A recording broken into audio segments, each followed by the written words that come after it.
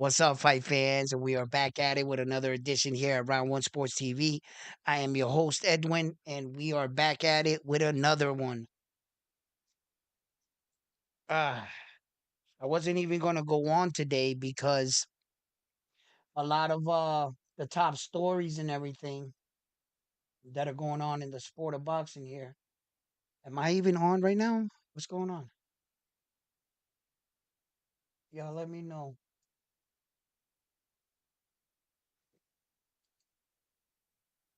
Y'all let me know.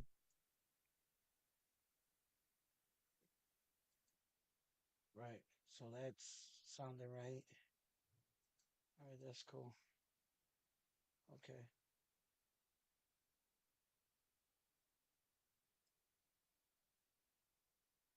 All right, let me know that you can hear me loud and clear as you're coming into the channel. All right. And we're going to get right into this video and talk a little bit about boxing. And I want to hear a little bit about your reactions on what you think are the biggest stories and what you want to see for the biggest fights coming up and around. Who do you would you like to see fight who? Leave it in the comments. Your favorite fighter, maybe a fight that you see later in the possibilities.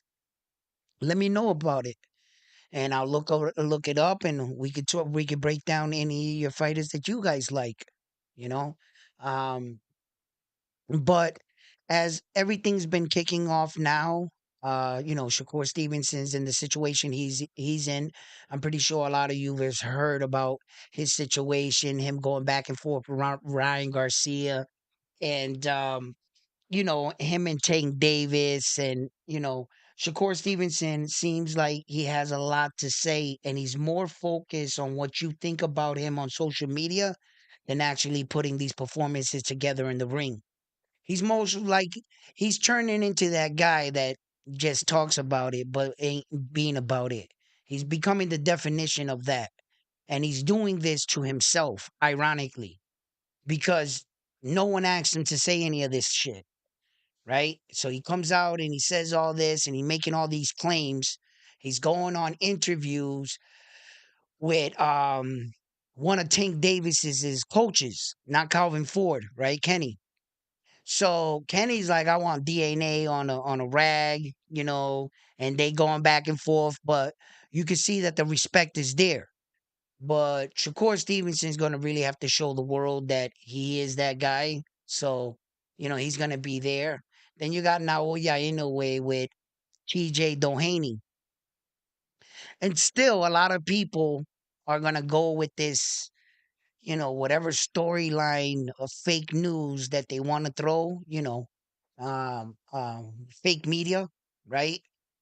Fake media is gonna tell you that this was a cherry pick for Naoya Inoue, and that give him a break, give him some slack, that he's fought the best of the best, and you don't want to continuously going in there always fighting the best. So he took TJ Doheny as a lesser opponent so that he can get a break. That can't be further away from the truth. That's just an outright lie. That's just hater talk. And anyone that repeats that is a fucking hater. Because first of all, you should know your facts. And fact number one is that Naoya Inoue is not picking these guys. His management is. Bob Arum and them. They're making the decisions for him. The only thing stipulated in Naoya Inoue's contract, what it is legitimately in his contract, he don't want no easy fights. He wants the toughest of the toughest. It's in his contract that he refuses to fight any tomato cans. So if you ever see a tomato can in the ring, according to Naoya Inoue, that was the top best opponent they can get to stop shaking to fight him. So according to Naoya Inoue, he is fighting the best. Everybody else says no, and that's the top guy that said yes. Everybody else was chickening out as he was going up. And now it's starting to happen again, where that you see that Sam Goodman is basically the cause of all of this. Naoya Inoue's name is taking a hit. Naoya Inoue's level and opponent was taking a hit, all because he wanted to back out, get a tune-up fight, and break his hand, and left Naoya Inoue with not many options or who was ready for that date. TJ Dohney lifted up his hand, and here we are. Just because TJ Dohney lifted his hand, nobody else challenged to fight him. Now all of a sudden, this is the Japanese superstar's fault because people are claiming to fight him but don't want to fight him. And the people that could have fought him right now, they were all on vacation when they called. Nobody took that fight. And Doheny did, and I gotta commend him for it. So Naoya Inoue right now, he's on a pace of successfully defending. He's putting up all four belts. So if he was able to successfully defend all these four belts, because let me tell you something right now. I was doing a little bit of checking on your boy there, TJ Doheny, right? And I gotta tell you, right? He's been in some pretty good fights. He went into Japan several times and played spoiler. He beat a few Japanese good undefeated fighters. TJ. Now I understand that that was a few years back, and I personally think that his best years are behind him. Right? But you always got that good fighter, former world champion, that he got that one good fight left in him. He got one good one left in him. And he's about to try to give it to Naoya Inoue. Yeah. Ironically, I was peeping his style, TJ Doheny. So I'm sitting there and I'm watching his style, right? And I'm saying he's kind of sneaky with the overhand. He switches from lefty to righty. He says he fights better, and he has a better, stronger punch from his left. So he's a stronger puncher from his left side. And it's gonna be like a hook, a body shot. So those are his best punches. Um, he can crack with both hands, but he doesn't really have like that one punch knockout power. But he has like blunt power. You know, um, he's fought a lot of type that Japanese man that he beat. He took a lot of punishment from TJ Doheny. I watched that fight. Um, and although I would like to think that his technique is a bit flawed, right? We saw how a little unorthodox fighters can give Naoya Inoue a little bit of problems. Those were the last two puzzles he was figuring out. If you haven't noticed, right, his last three fights have been kind of wild guys, haven't they? Those kind of unorthodox type fighters. TJ Doheny, Naoya Inoue, and Marlon Tapales, which is his last three fights. And they kind of all favor each other's style, which makes me think, are you preparing for something? Are you preparing for something, Naoya Inoue? Why exactly has the three last fights that you fought weren't typical boxers? Maybe he's fought enough of those. Maybe he thinks that learning how to react to spontaneous fighters, quick reaction, pop, pop, pop, that he's going to need this for the future. Now, Oya Inoue seems to be one or two steps ahead of the rest of the competition. When he went to New York City to watch Boo Boo Schuster Carrington, that wasn't a mistake. He was planning something. Boo Boo's on his radar. He was watching him. He was studying him. I can't say he looked impressed by him neither, but he's hard to read. Naoya Inoue is preparing for something, and that's that move to 126 pounds.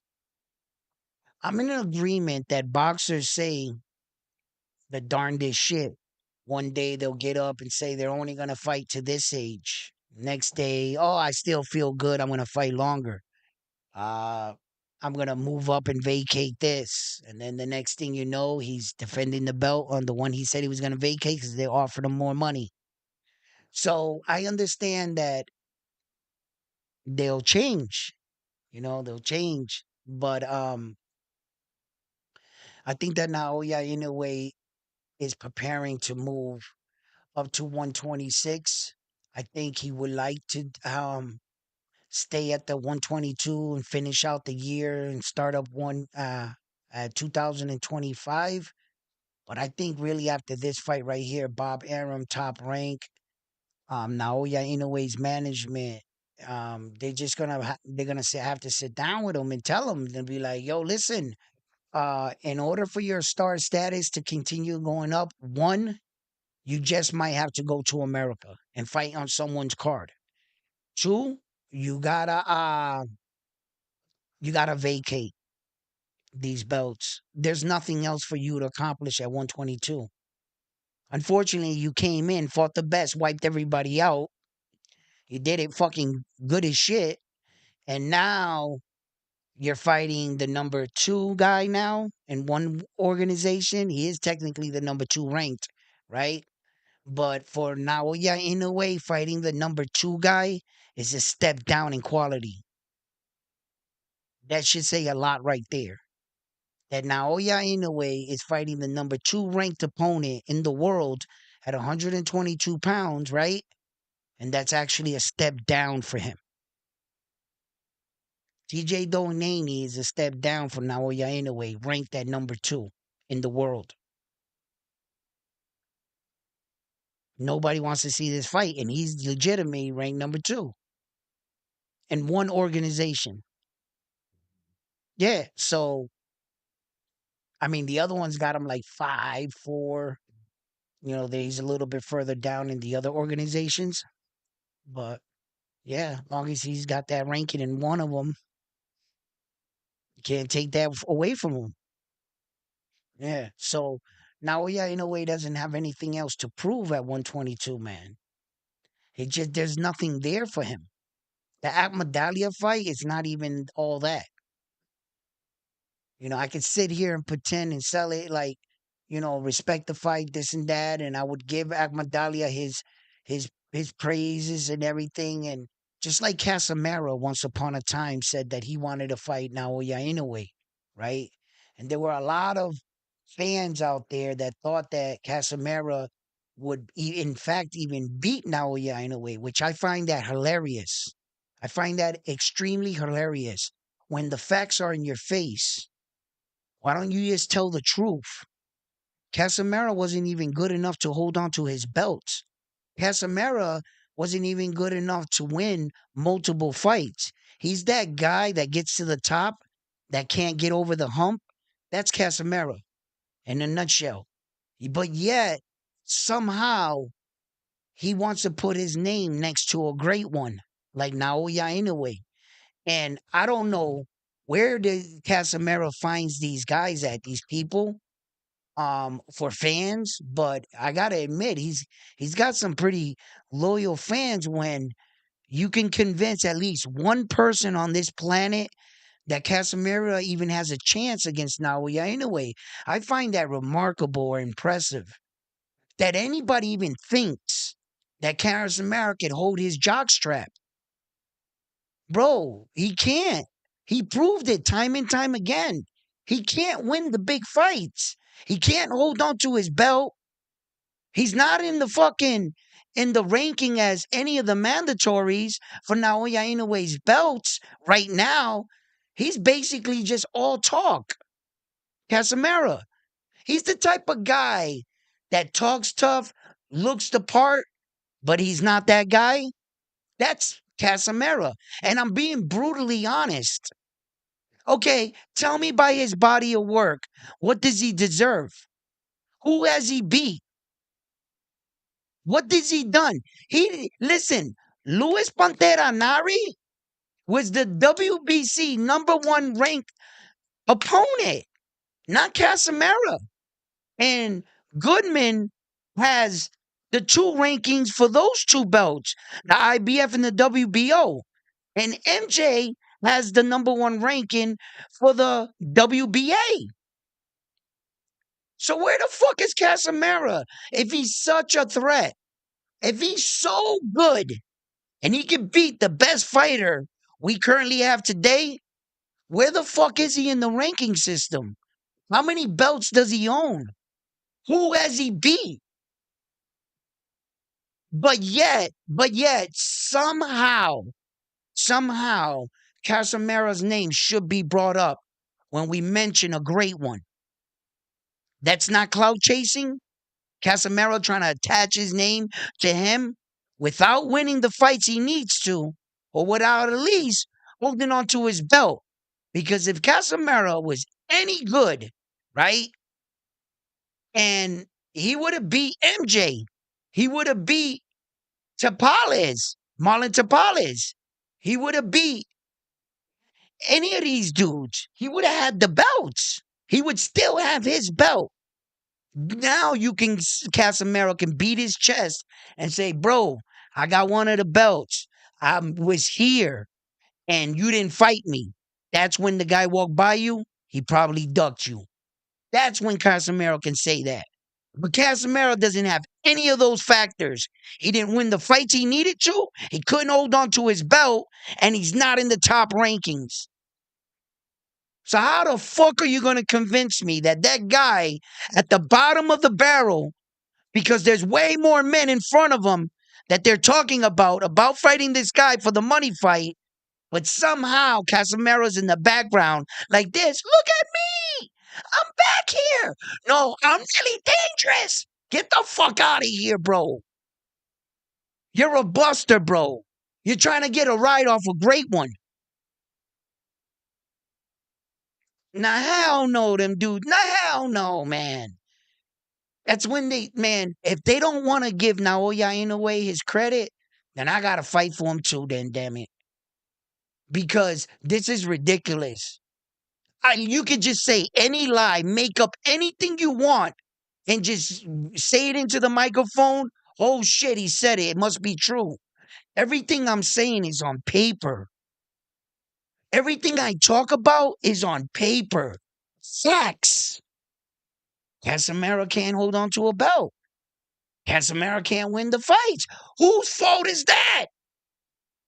So how the fuck am I gonna give him the credit for even he has to pass MJ, Sam Goodman, Marlon Tapales, Stephen Kubo Fulton. He's got a lot of work to do. Casemiro just wants a free ride to the top. He's not even worth mentioning until he puts in work and he starts making himself like irrelevant. There's a lot of other guys doing way better jobs that I need to mention their name because they're honestly doing it. They're not just going on social media, making lean memes, laughing with their friends, say a couple punchlines, and you get the credit as a fighter? You're not doing fighter shit. You're just a clown now for social media. That's it. So if you want to beat a puppet, fight that battle. But what you're not gonna do is disrespect the best to do it in my sport that has all the gold and somehow say that guy's ducking you. Really? You mean the guy that has all the gold and you don't have nothing? You sound like a hater. You sound like a motherfucking hater. That's what you sound like. And I got to tell it like it is. So, look, as far as TJ Dohney, he had enough balls to take this fucking fight right here. And I got to admit, if Casemiro was anywhere on this dude's trajectory, that would have been the best and perfect opportunity to slide in, raise your hand, and say, I want the fight. And that was the truth. What's up? We got the donation. Oh shit, $20 donation. What's up? We gotta give you the. Hey yo, he said $20. What did he say? $20. Yeah.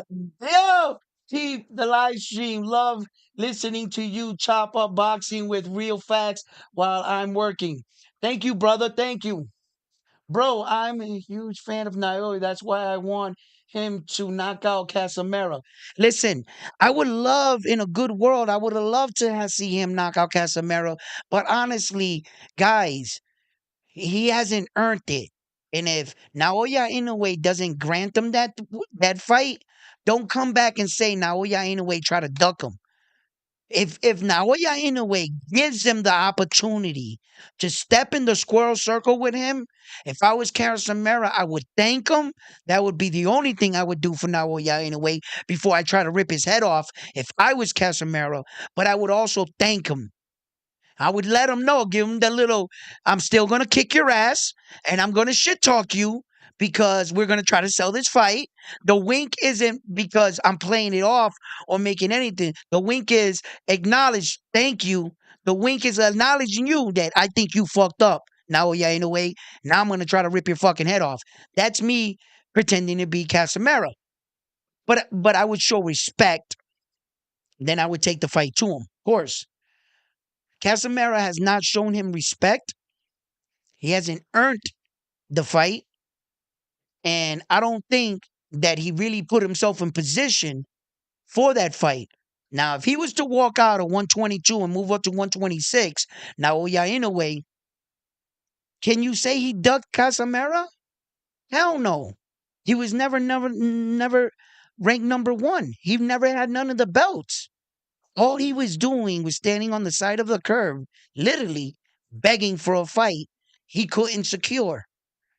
That's the God honest truth. I would love to see him in the ring with Naoya Inoue. He just hasn't earned it. I don't think TJ Dohney earned this fight neither. But guess what he did? He raised his hand. And that's what I'm talking about. When Sam Goodman pulled out of this fight, Naoya Inoue's schedule opened the fuck up, bro. You have to understand that. Sam Goodman said, I'll fight Naoya Inoue. Naoya Inoue planned to fight in September. Sam Goodman pulls out, says he needs a tune-up fight, fights a few Wednesdays ago, breaks his hand, says he can't. You see what I'm saying? That fucked up Naoya Inoue's plan, but the train doesn't stop going. Naoya Inoue got on some shit where he told his managers and promoter, I don't care who you get. Find me someone I can fight in September. And for all the hype Casamera has behind him for talking shit to Naoya Inoue, guess what Casamera could have did? Hey, I'll fight him. You think Casamera called up and said, hey, Naoya Inoue, I'll fight you? Hell no. You think Stephen Kubo Fulton called and said, hey, let's run it back? I would have want to watch that fight a second time instead of TJ Dohney. Of course I would have. You think the MJ that is a mandatory should have filled out his paperwork for mandatory status that Bob Arum top rank couldn't do nothing to stop that fight. Had MJ Abmandalia said, I want to activate my claw, my mandatory claw. I'm the number one contender. What the fuck could Naoya Inoue have done? He would have had to fight MJ or vacate the belt. It's a miracle that he has 3 mandatories left. Remember, guys, this is the truth. These are the hard fact truths. Luis Pantera Nares was the number 1 mandatory for the WBC, which is the green belt, right? Goodman is the mandatory number 1 for 2 belts, the IBF and the WBO, right? And MJ is the mandatory for the WBA. That's 4 belts, 4 mandatories. He has 3 mandatories left, and none of them put in the paperwork. Sam Goodman put in that paperwork for that belt a year prior to Naoya Inoue ever becoming champion. They skipped by Sam Goodman and he took step aside money so that they can put a unification fight against Naoya Inoue, right? Now that he got all the belts, Sam pulls this stunt, and here we are. When TJ Dohney, that's how we got there. That's what I'm telling you guys. None of his men, yo, you can go to WBA right now. They got the mandatories. They don't lie, man. When Naoya Inoue was gonna move up to 122 pounds, that he was gonna fight Stephen Kubo Fulton, he used the WBO's mandatory structure rule to push to fight him, the adjacent champion, because that's the only belt in boxing you can do that with. It's the only belt in boxing that has that rule in their sanctioning body, right? So he used that rule to fight Stephen Kubo Fulton. The only thing was that Stephen Kubo Fulton said, "You don't have to push me. I'll accept the fight." They didn't have to tell him that a mandatory was filed. He accepted it. Terrence Crawford used the WBO same structure to go up and fight Jeff Horn at the 147, which was the first belt he won in 147 was the WBO. Same rule. Once you put in a mandatory, you gotta kind of go with it. The only organization be on some fuck shit we all know is the WBC. They kind of do whatever the fuck they. I don't know, man, but they got a lot of power, man. Because Saul Canelo Alvarez has just been ducking, but that's another story, right? So, but you know who don't play around? You know what organization does not play around? And if you fill out that paperwork, brother, you will be the next one in front of the IBF. And that's the organization that Sam Goodman is with the mandatory. And guess what? That paperwork ain't been filed neither. They went into negotiations. And when they came out of negotiations, Sam Goodman was fighting somebody else. How do you go into negotiations with the world champion and come out of negotiation fighting someone else? Talk about I'll see you in the next one. Like he got that kind of power where he makes the decisions um um in the organization, like, so it's no. So I think unfortunately Top Rank is gonna have Naoya Inoue really think about moving up to the 126. You know what I'm saying? You got Ray Vargas, you got Bell, you got Espinoza, and you got the other guy. But before I move on, right? Bell was on YouTube talking about how he would beat up Naoya Inoue and how he was too small for him. Bell. So that he was saying that Naoya Inoue better stay in his lane, such and so forth. If he came up to the 126, he'll beat him. He's too big. He's too strong for Naoya Inoue. So Bell already has a lot to say. Um, Ray Vargas has shared, and there's already a lot of 126 pounders that have already has Naoya Inoue on their radar, and Naoya Inoue also has them on them. Now, I understand at the end of the day, it's really up to the fighter. And if Naoya Inoue does not feel like he's ready, although he's above his schedule, like he was talking about, like his weight factor going into the Luis Pantera Nari fight, his weight factor going into Marlon Tapales fight, his weight factor coming into the Stephen Kubo Fulton fight, and where he was, right? In which each fight, he actually was coming into those fights several pounds, a little bit heavier. So by my calculation, Yeah, it's true. He's only 2 pounds ahead of schedule. It's not a big thing to us. 2 pounds doesn't sound like a lot, but to a boxer, that's if he's 2 pounds ahead of schedule, that's a good thing. That's a fucking great thing. Like I said, it doesn't sound like a lot of weight, but he's 2 pounds ahead of where he would want it had to been for his weight. So, he's moving in the right direction and things could change. If he comes in a slightly even more heavier in the TJ Doheny fight and he moves and he's feeling good in his skin, you know what I'm saying?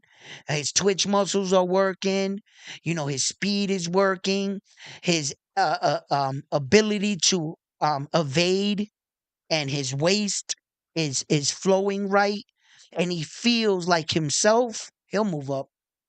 He'll move up. Yeah. Because I'm gonna tell you what, Espinoza made himself in that last fight with that title defense. He showed his ass in that fight. He really did. What's up, my man? Thank you for the donation. We got a real one. Come on, baby. What the hell?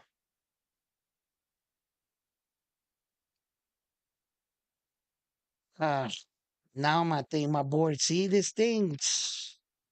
I be telling them this shit be cutting out.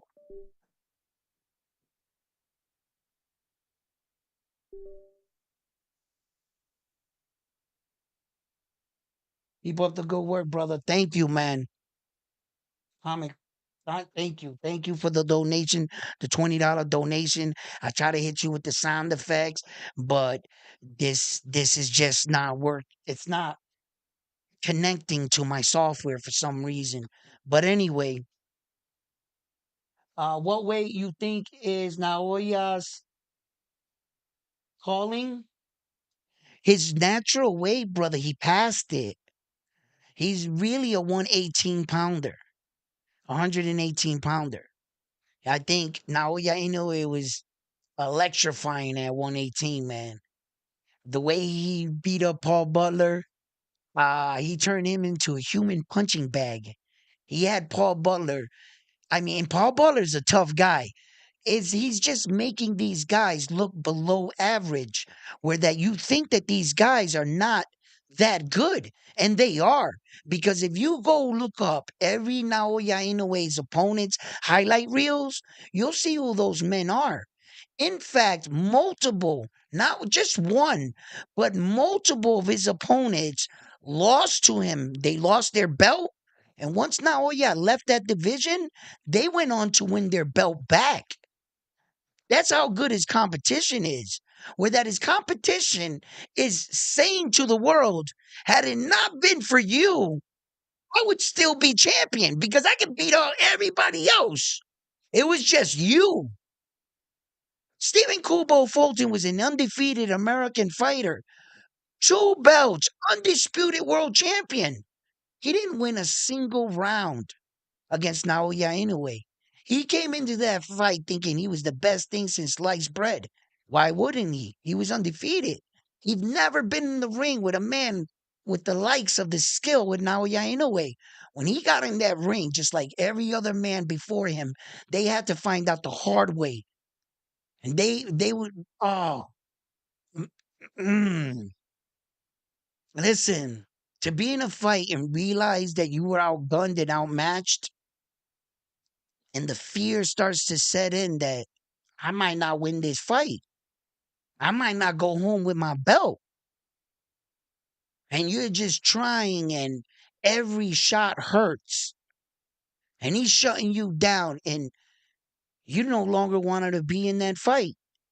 He took the fight right out of Stephen Kubo Fulton and then brutally knocked him out. Naoya Inoue is getting that wow factor around him, this kind of aura, kind of like Mike Tyson. That every time you went and paid a ticket to see Mike Tyson, what'd you pay for? To see him knock somebody out and to see what creative way he can knock out his next person. How more brutal is the next knockout going to be? And that's what's going on exactly with Naoya. Tell me I'm lying. Tell me I'm lying. Tell me every time you watch this man, what you thinking about in the back of your head? This fight ain't going to the scorecards. And why do you think like that? Because he's knocking people out spectacularly. Spectacularly. Chat. Tell can I get an amen? Right? Right? Let me get an R1. And I'm telling you, man. Um, look, his opportunities are gonna come. There's a lot of young fighters moving up to 126, but I think the longer that he stays at 122, there are gonna be some people that might leave 126.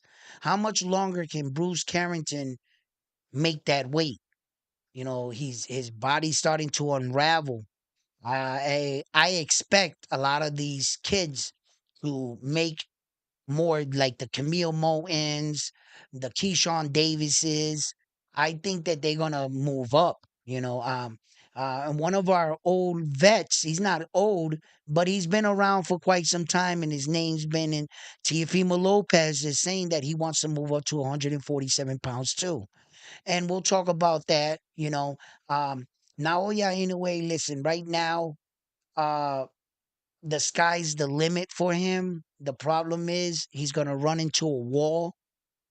And although these guys are going to claim they want to fight him, although these guys are going to claim that he is not the best fighter in the world, if he's not the best fighter in the world, then I challenge. And right now, here on my platform, I challenge every champion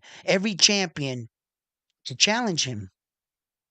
The moment he moves up to 127, his next four fights should just be bing, bing, bing, bing, bing. For let's see if he can do it. Don't run from him. Don't play hide and seek with the belts. Because as we all know, when you're a world champion, another world champion can't be your mandatory. You're a champion for that organization. You're a champion. And the champions and the organizations, what they're saying is our own organization is better. That our WBA champion will smash your WBC champion. That's what they saying. And then what they do is they keep track of which one won. The WBA guy beat up the WBC guy. Now he has two belts. But technically, he started up with the WBA organization. Now he's representing WBC as well. Now everybody's happy. He's going after another belt. Until you run into that nightmare where you have all four belts and you realize, although it looks cool around you, you got a lot of people fucking talking shit to you. You got the fighters, the promoters, managers, and the sanctioning bodies all pulling and asking you to meet your demands. Nope, you got to fight this guy first. We'll strip you if you don't do this. If you do this, it's a headache. It's a nightmare. But if you can do it, it's one of the most prestigious things in all of boxing. I wouldn't trade it for the world. I'll take all the headaches, all the fucking criticism, everything just to hold all four of those belts simultaneously. That would give me the sense that I have arrived. I did it. Once you do it one time, I don't care what point in your career you do it, by having all four of those belts, it says that you were the toughest man in the planet in at least that weight division. At whatever weight division you fight in, this is professional boxing. That means every nation, every country, everywhere, no matter what corner of the earth you're in, if you know how to fight, you could put your name in the hat and go in, lace up the gloves. Let's see what you got, kid. Move yourself up the ranking, become a top prospect, move from a prospect to a contender, and then from a contender to a champion, and then from a champion, maintain your status as a champion. How dominate are you? You see? So, uh, Uh, all four belts? Are you fucking kidding me? You're the best fighter in the planet, bro, in your weight division. There's nothing like it. There's nothing. When I walk in a room, bro, in a room full of men, they know who Naoya Inoue is. They know who Terrence Crawford is. When Terrence Crawford walks in a room, man, you look at that dude and you just be like, yeah, that's him. When Usyk walks into a room, the heavyweight champion of the world, that's the fucking heavyweight champion of the world, man. Okay? He walks in a fucking room and he has all four belts. Shit. That's a status that, oh my God, bro. So listen, guys, they can talk all the shit they want about Naoya in a way, but the truth is the truth. What's on paper? He didn't do it once, he did it twice. And I'm not saying that that's just, Terrence Crawford did it, Uzi did it. There's only three men in the planet that's done it. Ironically, they all did it in the same time frame, in the same era, I mean, which is crazy. It was this, it was a big explosion in boxing, and it seemed like everybody was getting four belts. Josh Taylor had four belts. Crawford had four belts. Charlo had four belts. Devin Haney had four belts. Naoya Inoue had four belts. It was just four belts everywhere. Now, present day today, name me how many men have all four belts. Two. Saul Canelo Alvarez and Naoya Inoue are the only two men active in boxing that have all four belts. That's it. That's all that's left. Out of that huge explosion less than a year ago, that's how hard that shit is to keep. And most of these guys didn't even lose their belts in the ring, bro. They were stripped of the belts because of the fucking headaches I talked to you guys about. When Usyk was stripped from the IBF, that was just a business decision that we as fans been asking for years, that these sanctioning bodies get more serious and putting pressure on these fighters to honor their mandatories so that they can't duck anybody else. It's hard work. Like, kind of like saying, remember when you were the mandatory, the number one guy, and you was making your way up and you were asking the champion, yo, let me get a shot at that belt, and he would like duck you or whatever, with the IBF, the fans. We've been saying, nah, you guys, a lot of corruption. You guys got to fix up this sport, right?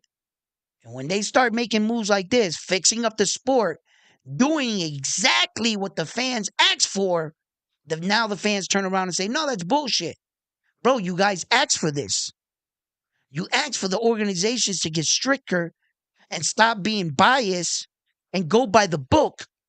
And the book is, who gives a fuck what Oscar Olivander Usyk wants to do? Shoot a rematch with a rematch claw and to fight Tyson Fury. That's your own personal business. That has nothing to do with the IBS belt.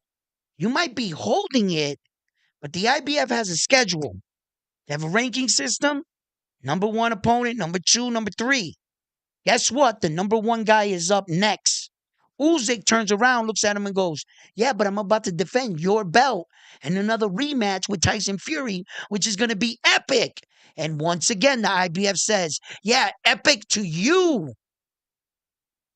That's not our ranking system. Our ranking system didn't say, epic, sign a rematch, we'll oblige. No, our ranking system says, he's next. So if you want to put aside your fight with Tyson Fury, fight him first, then go ahead, do what you want. Tyson Fury said, if you fight that guy before me, I'll sue you because we have a rematch clause. So Usyk was in a pinch because it was true. Tyson Fury could sue him because Usyk signed the rematch clause without talking it over with the sanctioning bodies, which the sanctioning bodies reminded him, bro, you think you own that belt? That's our belt. There's been way champions before you. There's going to be hundreds after you. And you all think the same thing, that that's your belt. You forget that we're the sanctioning body and that's our belt and that you're at work. And when you signed up to work, you signed up to do your job the way it's laid out. You don't want to fight our guy? You want to go fight Tyson Fury? Okay, go fight Tyson. Just give us our belt. You're the champion now. That's how that works. And it's the truth. And I'm all for it. Clean up the sport of boxing. Don't let these guys duck anybody. You have to honor your mandatories. Yo, that's cool for the fan that wants to see the fight. But ask the guy that gets put on the back burner and doesn't get his shot at the title, that's been training for 10 years and beat all the fights he needed to win to get to there, just for them to turn around and say, no, this is a super mega fight. It's a rematch because they got a rematch clause here, so you gotta wait, and that makes it fair. If they want to run it back and do a trilogy, because now if Tyson Fury wins, you still gotta wait because this is what the fans want. It's mad cool. So let's put your career on 2 more years hold because the fans want to see this fight. That's bullshit. That's bullshit. That guy worked his ass off. He deserves his shot. I don't give two fucks about your fucking mega fight. What's right is right. Whoever that IBF guy was, I'm with it. Just like when they stripped Terrence Crawford. Then some of the brothers, it was funny to catch these. I'm not gonna pull their card because I don't want to hurt none of my brothers in covering boxing, whether I can agree with them or not. I don't have to hate on no other YouTube channel. I'm me. All right. And I'll carry my own show. I don't need to dog you to get any views. Even though that's what all of y'all do. That's okay. That's okay. But I'm gonna tell you what, right? The way uh, the way that everything's playing out now, yeah, in a way. The champions, the Crawfords, the Tank Davises, the Uziks, those are the stars, and those are the kind of fights that you would want. But when we're asking the sport to clean up everything and to honor these kind of fights, where that, we don't want the favoritism or the corruption or any of that to show its face anymore, right? It was funny when the IBF stripped Terrence Bud Crawford, right? And the brothers came on and was like, yo, that's racist, man. That Terrence Crawford just got those belts. He just beat Errol Spence Jr. How you gonna strip him of that belt? That's racism. And they didn't even think about it. They're so wired, right, to attack anything that happens to the brothers that they forgot one simple thing. They actually took it from Terrence Crawford and gave it to another brother, which was Jerron Boots Ennis. So I was like, "Yo, they say, yeah, you. How can you say that?" So when they like saw that move, they were like, "Oh, well, okay." And me, I was trying to tell them, "Yo, that was a business move. It wasn't a black or white or trying to like shit on Terrence Crawford. No, that's a business move." He says, "Why?" I says, "Because Terrence Crawford's not going to defend none of those belts at 147. He never was." The minute he beat up Errol Spence Jr., he was telling you the only reason why I'm here is because I'm fighting him because I can't make this weight. Then he was preaching it the entire time that his next fight is at 154. You mean to tell me he wins these belts at 154? He's going back down and defend those belts at 147? Against who? Against who? Because if he had, look, if he was going to defend the belts, he would have told the IBF alerted him before they stripped him. They said, "Yo, your mandatory is Bud, Jerron Boots Ennis. Bud, your mandatory is Jerron Boots Ennis." And Terrence Crawford looked at him and says, I can't make 147. I ain't fighting on 147 no more. I'm going over here to fight. So they was all right. So you're not gonna honor your mandatory. He says, and they stripped him of the belt. And that was just a money thing. You took it from Terrence Crawford and gave it to who? The rising upcoming phenom and Jerron Boots Ennis? Fucking hell yeah! That was a no brainer. If Terrence Crawford is not going to defend my belt in that organization, that belt doesn't get paid. It doesn't even get any money. That belt was going to sit on a shelf. But guess what happened when they stripped him? Wait a minute, didn't Jerron Boots Ennis just defend that belt? And the organization made money? So they've already made money on their decision on stripping Terrence Crawford. Has already paid off for them. Those belts are the rest of them are still sitting on a shelf at 147. Mario Barrios was just recently upgraded from the WBC. Little by little, the other sanctioning bodies are realizing he's never going to fight for those belts. What the IBF already saw way back then. And they're just trying to clean up the sport. I know it looks hard, but if you just take your time to think about some of the things that played out before it might have, it'll paint you the picture before they get up here and lie to you. No, this is corruption. No, this is bullshit. No, this is business. And I tell you all the time, boxing is a sport disguised as a business. No, yeah, yeah. No, boxing is a business disguised as a sport. Yeah, that way. Yeah, that's the way I think of it. Because it's truly, yeah, it's just, there's just, you deal with so much business in boxing because, like I said, I explained this, that if you sign a NBA contract, an NFL contract, or baseball contract, it's typically for several years. So when you sign a baseball contract, for instance, right? I know what a baseball contract looks like, right? A baseball contract, you got to get like, they give you like incentives, right? Let's say, I don't know, you sign $120 million contract, right? For 6 years. You have to hit so many home runs a year. And if you get over that quota, you get like incentives. You got to steal so many bases. You got to get so many base hits, so many doubles, so many triples. You got to make so many games in a row. You know, they don't just let you walk off with their money. No. When they say in a contract, let's say you get the athlete is rumored to get $12.5 million a year, right? Okay. That's what it says in the contract. That's not what he's taking home. Out of the $12.5 million he had potential on earning, that's if he maxes out. If he hits all his quotas, everything, he has the potential to make 12.5. But he would have to achieve whatever that is, right? If he doesn't reach these goals and he has a bad year, he doesn't make that kind of money. The only time you make the money that's on that thing when you hear the magic word.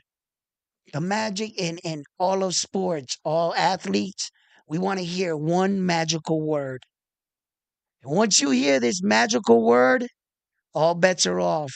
And the magical word is called, when they say guaranteed. That's all you need. When they say guaranteed money, what how much you say guaranteed? 13.5 million? That's exactly what they got to give you when the word guarantee is in the back of it. That's why fighters want to get that guarantee money. You'll notice that in some fights, like for instance, Shakur Stevenson just the other day denied a Bob Arum offer, right? $15 million, 5 fights, 3 million guaranteed for every fight. 3 million will be guaranteed. You have incentive To if you sell more tickets, more pay-per-view, you get a drip on the end on the pay-per-views. I don't think Shakur was going to get pay-per-view at this time, but you know, whatever, you know. But that's how you get it. That's how you get it. Once you enter a contract, that's it. These are your incentives. It's up to you to get these incentives, right? And so forth and so forth. But in boxing, you deal business on fight to fight basis. You just finished negotiation with this fucker, right? And he goes in, knocks, and the possible fight, he could have another fighter with the same manager and promoter. And you guys are in each other's face again. Just that fast. 3, 4 months later. And it's just there's a lot of business and a lot of money in boxing going around. And when you're asking yourself, I like to talk about this every now and then and bring it into my show. These are for your little conspiracy theory guy kind of people.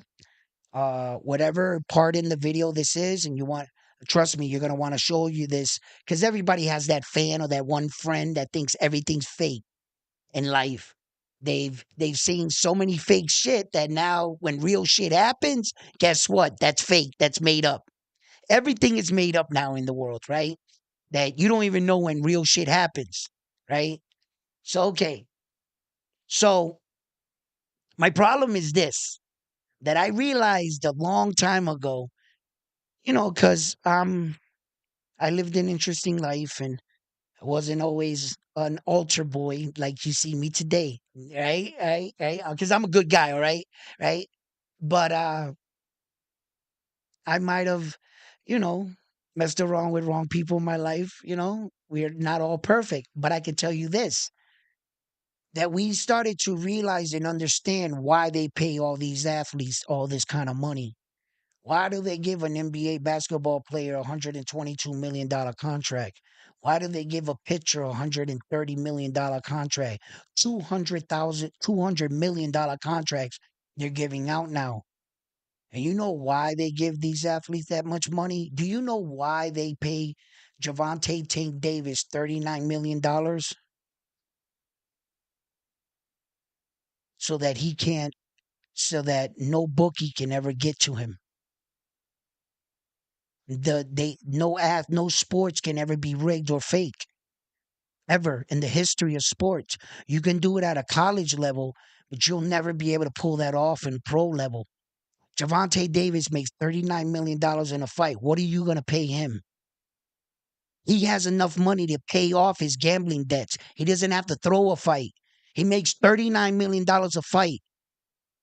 And what website do you own that everybody in the entire world is making $1 million bets on you? What did you just pay Javante Davis to throw the fight? What did you give LeBron James to lose in the series and pay the entire Lakers organization? There isn't a bookie in the world that got that kind of money, and there is no bookie in the world that can pay the Lakers organization to throw a game and then get a profit on their investment. The only way you can cheat in sports is our college, high school levels, amateur levels, where those college boys are starving. They'll shave points, they'll shoot, they'll be a ref, people in on it. That's why they had to start letting them get money. What the fuck are you going to give Tom Brady to throw a game? He got 100 million. What are you going to pay Patrick Mahomes that got $100 something million contract? If they're in it to the bookie for 10 grand, 50 grand, guess what? They can pay it. They don't need to fucking blow the game because they don't got no money. That's why one of the reasons, it's not the whole reason, but one of the reasons why they pay all these athletes all this money was right in front of you. And you got all these people making these conspiracy theory tapes about how sports are rigged. Not one film I've ever witnessed in my life was even worth watching to even entertain me. Because if one or two people were in on it, you know what that's called? Cheating. That's it. That's all it was, cheating. But the game wasn't rigged. That's two people cheating. Two, three people cheating. The game wasn't rigged. The match wasn't rigged. What are you going to pay Javante to take a dive? Those days are over. When they had the heavyweight championship taking a dive back in the day that the mafia, they realized the reason why he had to take that money is because y'all ain't paying him. You start paying these athletes enough money, the fuck they need your money for? You can't even get next to them to talk to them. Their hotel rooms, you can't even get in them. You don't got that kind of money. You guys don't eat in the same places.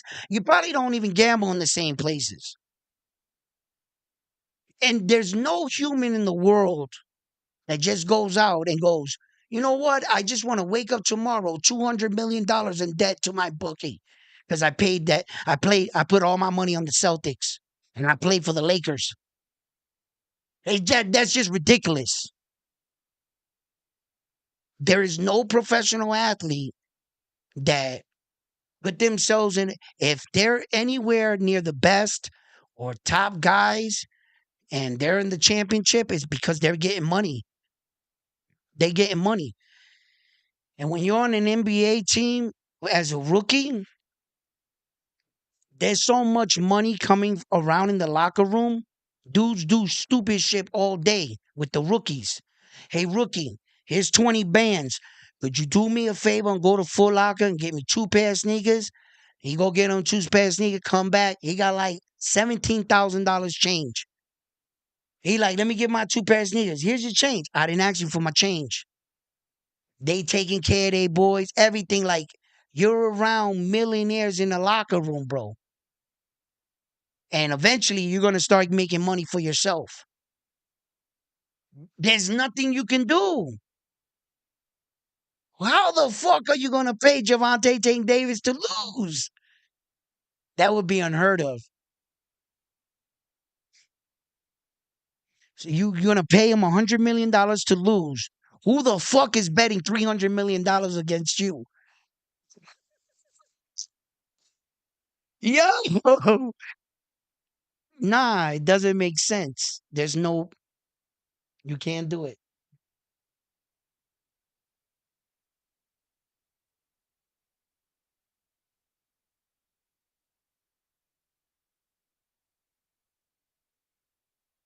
Trump. Y'all crazy.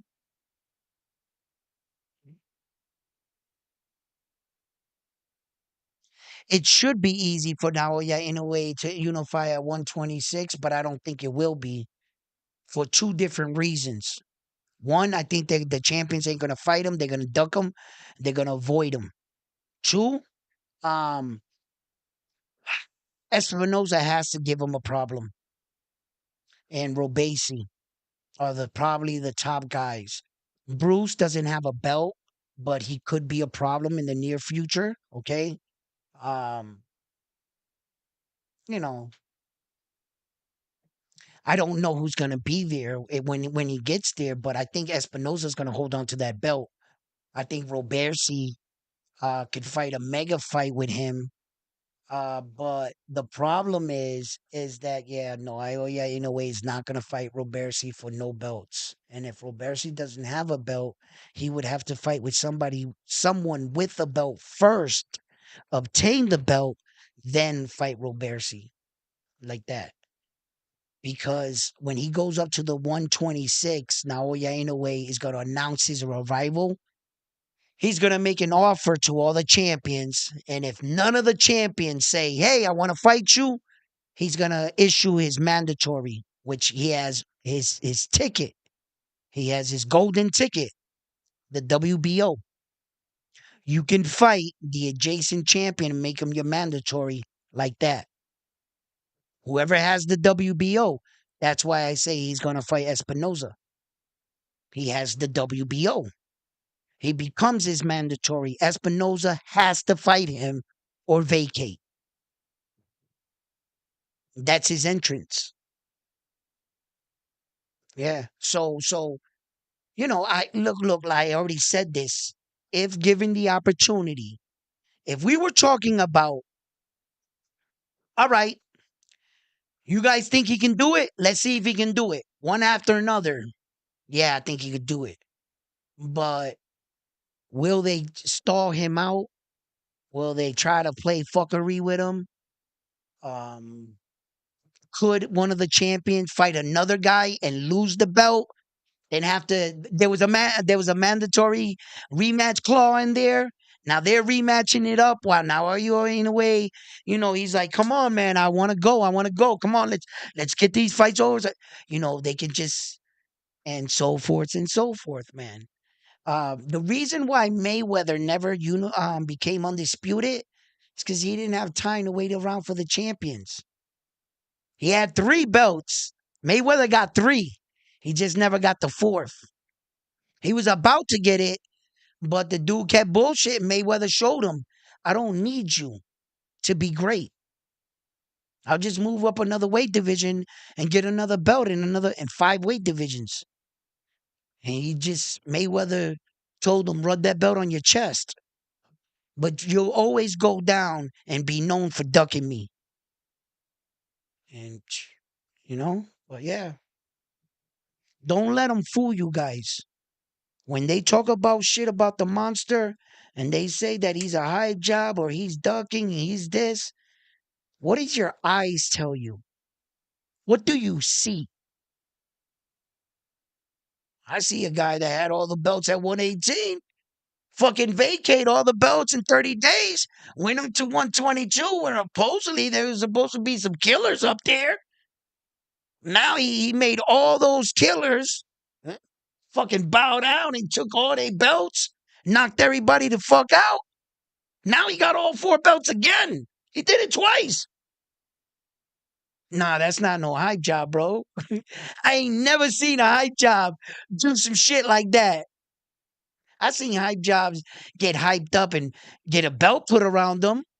Case in point, when Shakur Foster lost his belt to the Brazilian dude, that's a hype job. That's an armed robbery job. You can call that all kinds of jobs. But they he I don't know if he's going to successfully defend that belt. I know one thing though. They should give Foster his. That was a bad robbery. He should have known he was going to get robbed. He was fighting in Newark. He was going to get robbed, bro. And people get robbed in Newark every day. Yo, crazy, man. Holy shitballs.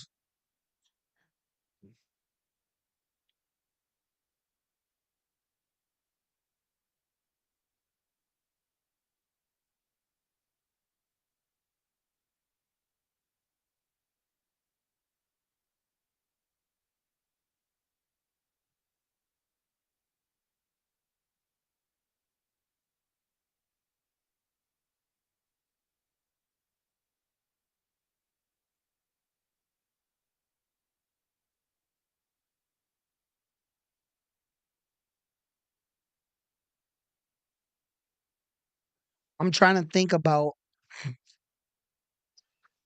who he is. The name sounds real familiar.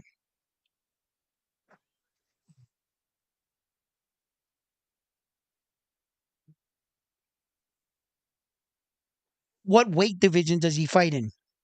Put down the weight division he fights in. It'll probably snap right into my head.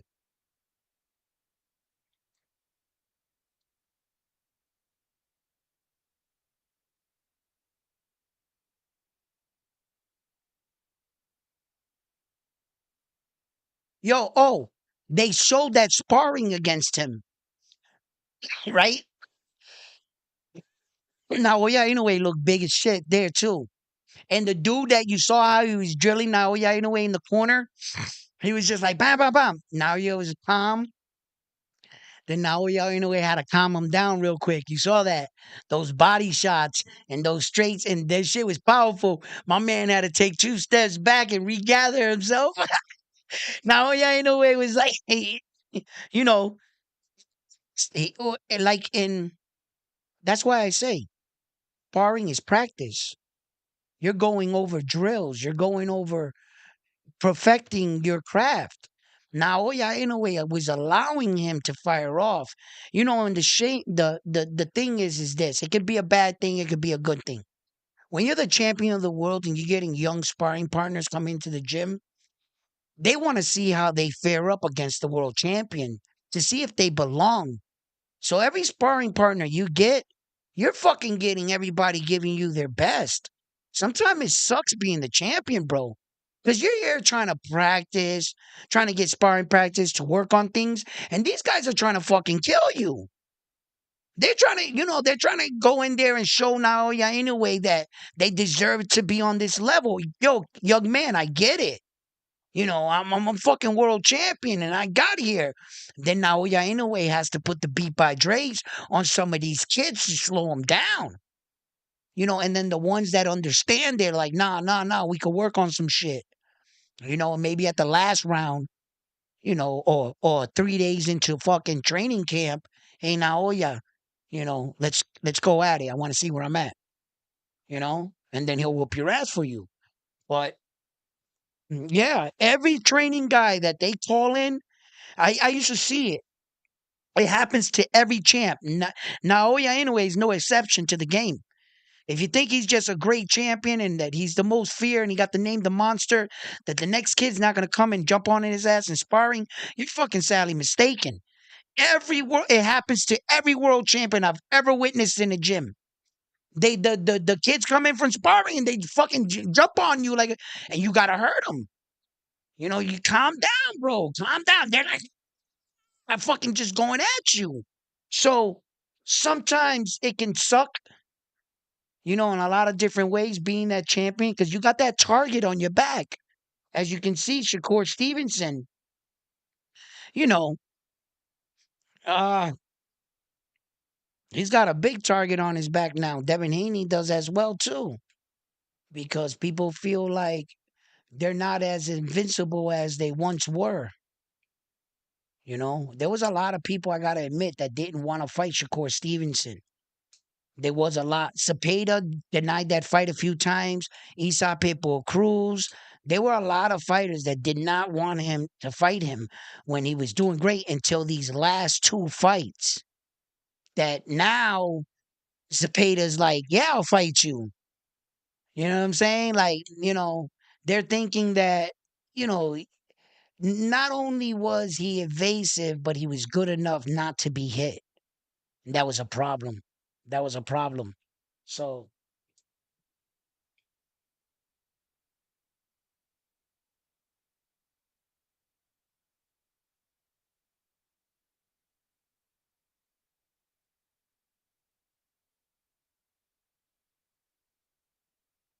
yeah, that guy was 154, 155. The dude, the dark skinned guy with the blue headgear on. That's the guy you're talking about? That was in the video sparring with Naoya Inoue? Yeah, and Naoya Inoue, I'm telling you, that guy looked like he was like at least 155, if not more. And Naoya Inoue looked like he was about 140 something. Yeah. And he was popping, they were popping each other. Good speed, good move, good twitch muscles. Now he has showed his power against a much bigger guy. Yeah. Yeah. So, and I saw that. I saw that. So I like that right there. Once again, once again, uh, that guy's not fighting him in front of 40,000 fans, no headgear, 8-ounce gloves, and the pressure of the world on your back. There's a lot of things you cannot replicate in sparring. The event, the buildup, everything. You can't replicate that shit in sparring, man.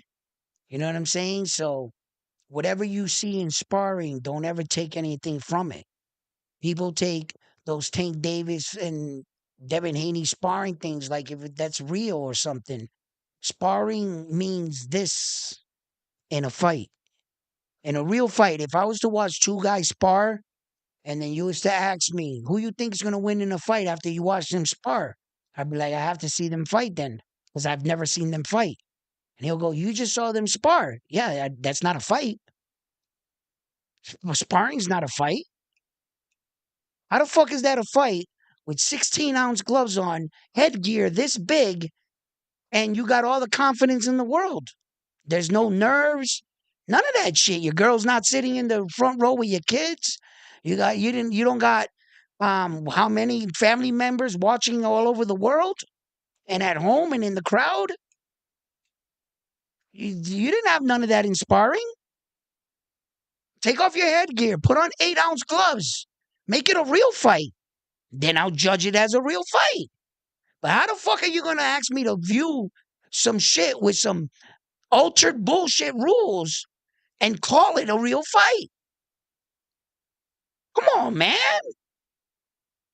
The fuck are you doing? That's just like saying I fucking fought a karate match in a full fucking bodysuit, a padded suit, and the dude's kicking me. I don't feel absolutely nothing. Hey, can you beat that guy in a real fight? Hell yeah. He just kicked me 15 times. I didn't feel shit. I wonder why. Come on, man.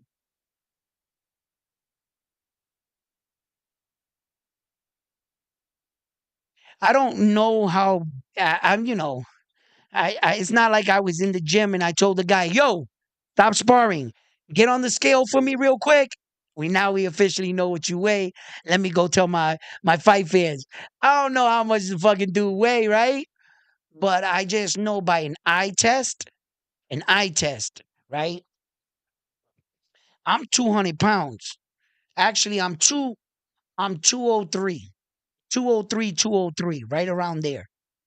I'm 5'7" and a half, 5'8", right? I wear my weight real good. I wouldn't be considering myself to be fat or anything. I'm not fat at all, I don't think. At all, right? Uh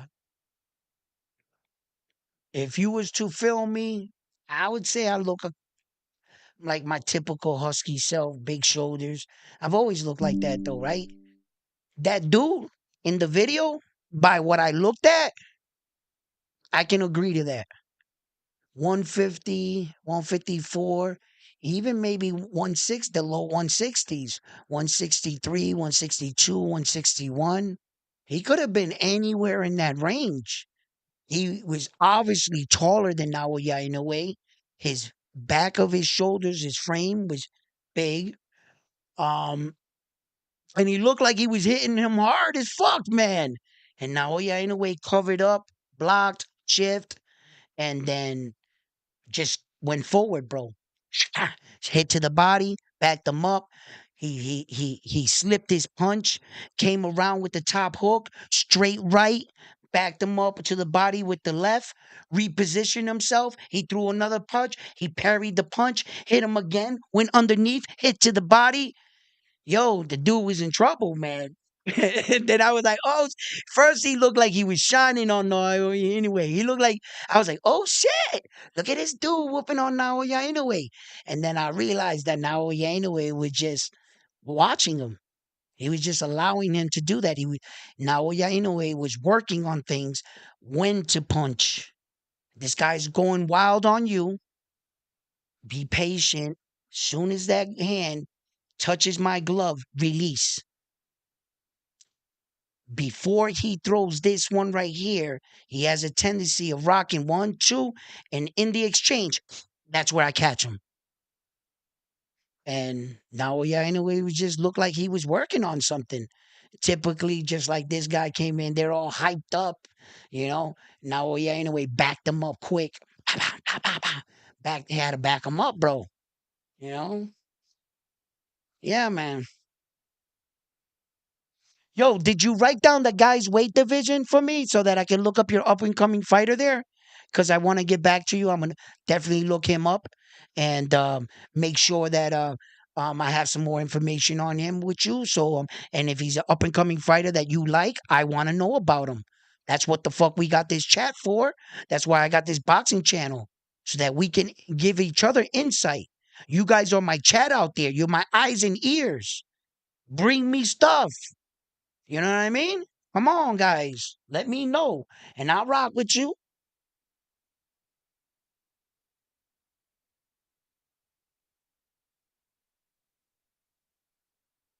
No, that isn't. Um,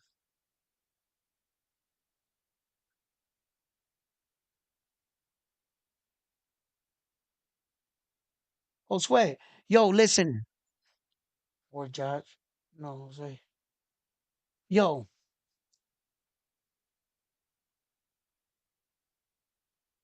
I think he was Filipino. Yes.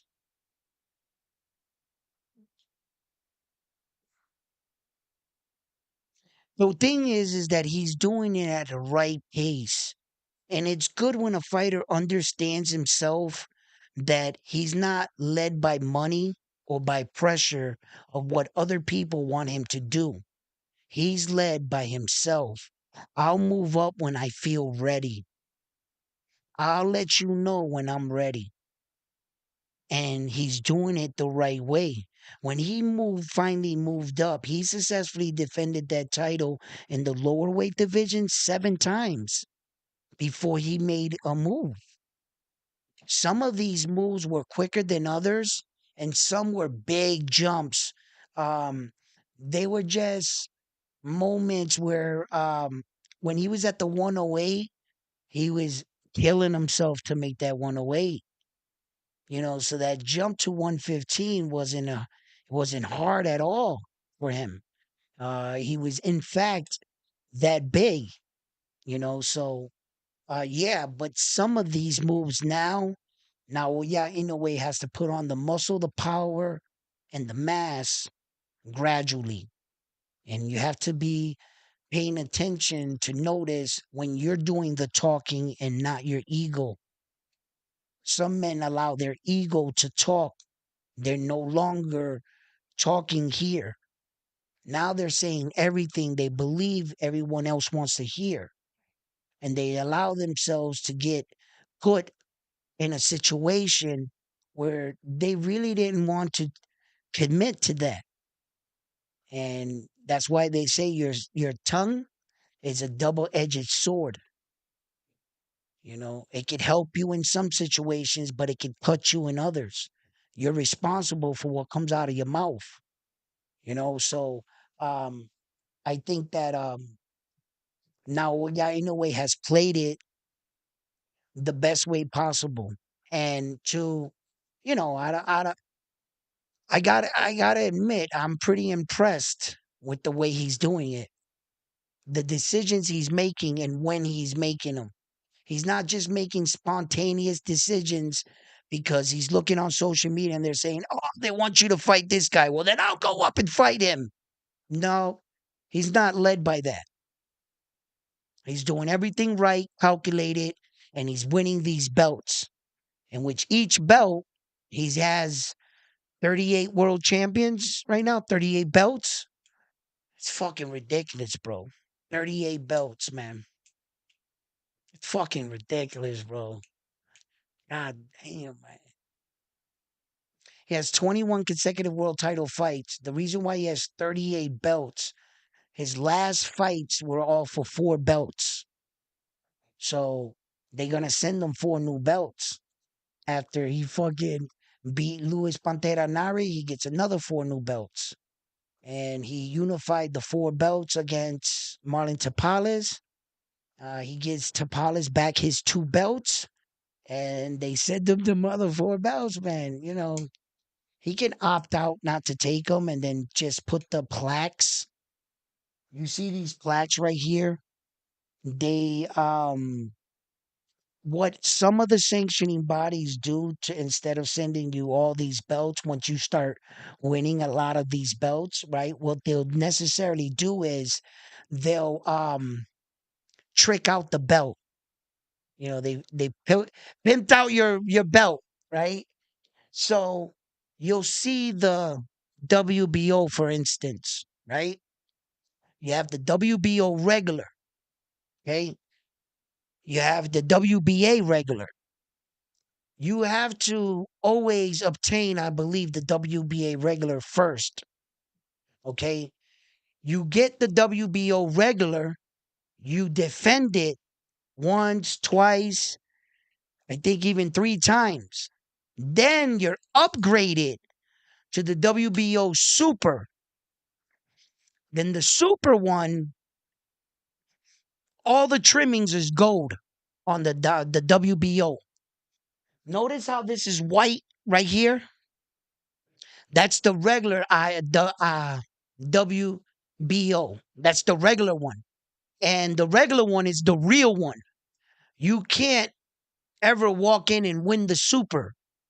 You have to earn to be the Super. That means multiple title defenses. If you ever want to see a fighter with the Super one on, go look at Terrence Crawford or Naoya Inoue's belts. He has the Super right now. Terrence Crawford has had the Super for a long time. Yeah, he's had the Super for a long time. So Terrence Crawford's WBO Super, that's white, it's gold. That's gold. There's more diamonds in the face, and these plates have the dates and times of the times he defended it and became the WBA Super and who he fought against. It's on the belt. And then you can do the same thing to the IBF. When you make title defenses and multiple, you could take these plates out and send them in to the organization, and they'll put what what the matches that you won or whatever. They'll put them in here. Yeah, like that. But the WBA Super is different than the WBA regular. That right there is a WBA regular belt right there. The WBA Super has two big lions on it. They're real big. Javante Davis just won the WBA Super against Frank the Ghost Martin. Look at his WBA Super. It has like these straps on the back of it. It kind of looks like it straps out, right? It doesn't Velcro like the regular does. The WBA regular that's like this with the crown on the top, that's the regular one. It has like the Velcro, and then you win a couple fights and you get upgraded to the Super. That's when you get the one with the plaque. And it has I think it has like a lion on one side. I know it has a lion. I think it's a lion and a tiger or something like that. It's not two lions. It's one lion, and I forget what it is. I think it's a panther or something. Actuality, but since they're in gold, it's hard to like. But what it was supposed to be, I guess. And then the IBF has the eagle. The WBA has the crown, and the WBO also has the eagle with the diamond wings, with the red diamond wings. And they got their eagle. The IBF got their eagle laying down over it with the two globes like that. Yeah. So they have interim belts, and the way you can identify a lot of the interim belts is they take shit off. Like an interim world title for the WBO won't have all the diamonds on the rim. It'll just be flat. And as the you upgrade the belt, more diamonds and stuff and more things are put onto the belt like that. But the WBO Super, this is all gold. And the WBA Super, it's a bigger plaque and the lions are bigger. Check out Javante Davis's one. Check out Naoya Inoue's one. Like that. And Javante had both of them. He had the regular and the super. Because on that night, in fact, he always had the interim belt. He had the interim belt, then he was upgraded to the regular belt, whatever. then I guess they made that fight for the fucking super. Because his status for the regular, he had it for a long time, and his status as a fighter, they saw no problem, and he deserves it anyway. Yeah, it's not like he did anything wrong. He deserves that. Sure, Javante Davis is that dude. So I'm not gonna and in an disagreement with it. Hmm.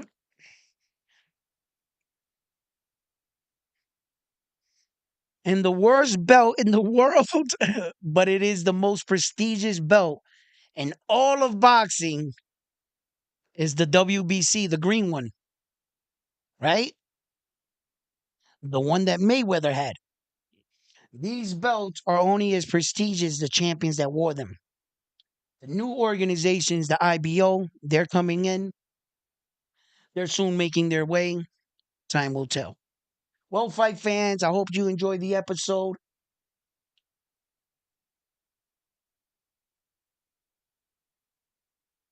Oh, Naoya Inoue, he skipped how many weight divisions? Two, actually. Okay, Naoya Inoue turned pro at 19 years old. Real quick. He turned pro at 19 years old. By 6 fights, he obtained his first world title.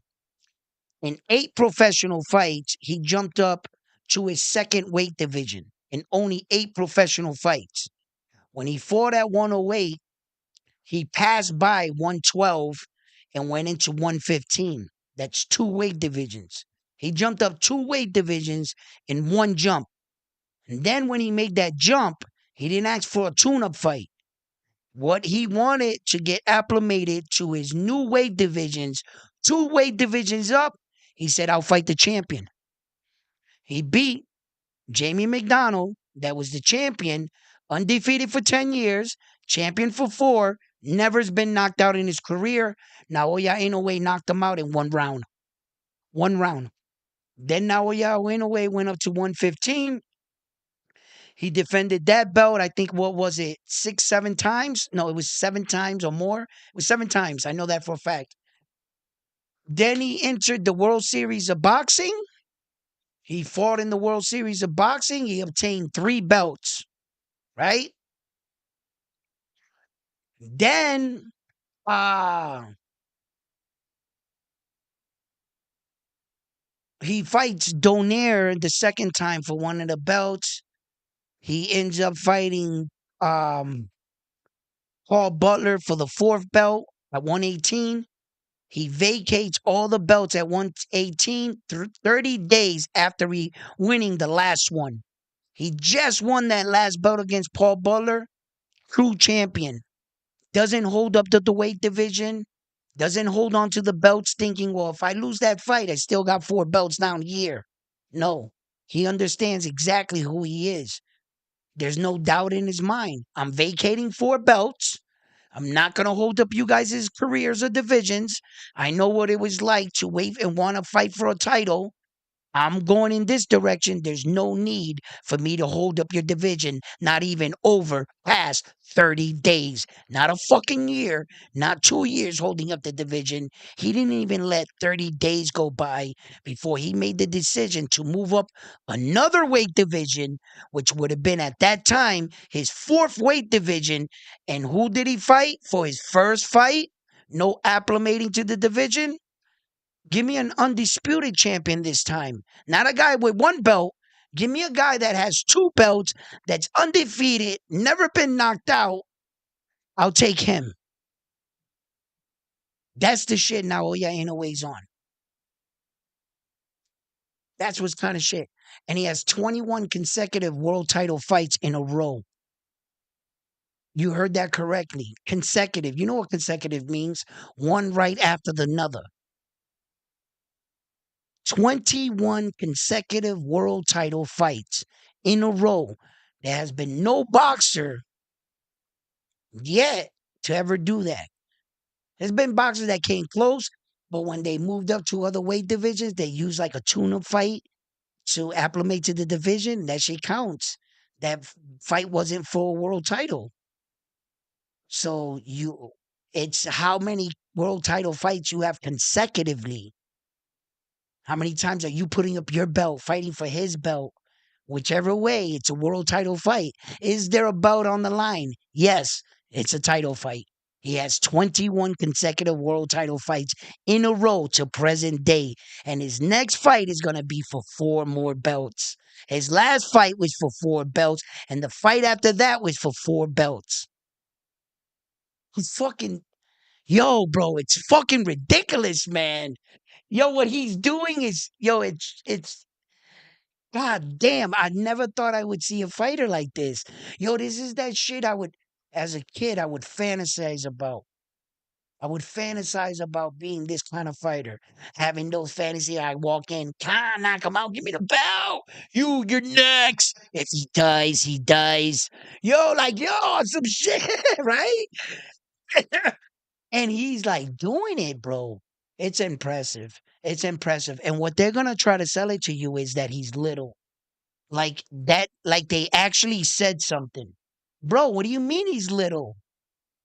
No, he weighs less, but isn't he in his own weight division? What Terrence Crawford is doing, what weight division is he doing it in? Is he knocking out heavyweights? No. Then he is fighting in his own weight division, right? So that makes it fair, right? Right. Isn't Naoya Inoue doing the same thing? In his own, it's not like, his competition, Terrence Crawford's fighting fucking Usyk. And we're like, oh shit, Terrence Crawford is 147 pounds and he's fighting Usyk. Now that's tough, right? Now you're saying he's doing something different. How are you fighting in your weight division that everybody comes in weighing? You guys made weight the day before. You was 147 and he was 147. Am I right? If Naoya Inoue weighs in at 122 and his opponent weighs at 122, where's the unfair advantage? So what I'm saying is, why doesn't he get the same amount of credit? Because if we were playing this fairly on the up and up, we shouldn't be having a conversation, and I shouldn't be having trying to explain to you who's the number one fighter. You should already know who the number one fighter is in the world, and pound for pound, best fighter of the year, and pound for pound. There's only one. You should already know who he is, and that's that man right there. He's just the best. Now, Terrence Crawford is the best because I believe that he's the best for the Americans. I believe he fought, stronger, somewhat strong competition, and he's earned the right. But for activity and the amount of champions and the consistency, no, it's nobody doing it better than him. No. I like Terrence Crawford and I put him in the room, and the reason why it's hard to get past Terrence Crawford, he hasn't relinquished the torch. It's not like he lost or fought lackluster dudes. No, he's coming off one of the biggest, greatest fights, the biggest challenges he was supposed to have, and he made it look easy, extremely easy. Yeah, so it's not like I can just say that he's not doing anything or that he lost when Floyd Mayweather passed the torch. When they passed the torch to Floyd Mayweather from Roy Jones Jr., when they definitively did that is because Roy Jones Jr. got knocked out by Tarver Magic Man. When he got knocked out, they definitively said, no, Floyd Mayweather, you are the number one pound for pound fighter in the world. And Floyd never gave back the torch. He took it. That was it. That was a wrap. Once Roy Jones got dropped like that, Floyd never looked back. He was the pound for pound for like ever. Yeah. So, fight fans, listen, man, that's what I got for you. Thank you for tuning in. I would have loved to get the sound effects to go, but apparently in this world, Jesus, bro, the fuck, man.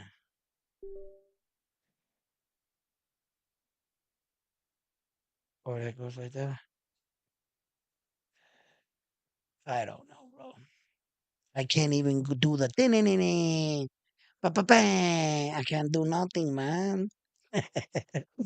Yo, this are you serious right now? Here we go. Here we go. Come on, give me the pa-pa-pa-bam. I cannot live right now. I need.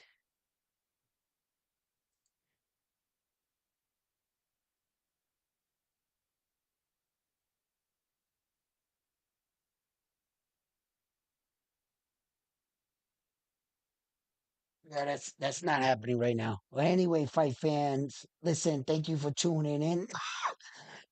What's up, chat? I'm pretty sure that guy is actually at 145. Uh, this video you are talking about is from 2 years ago. Um, I believe it was. What was I talking about again? Forgot.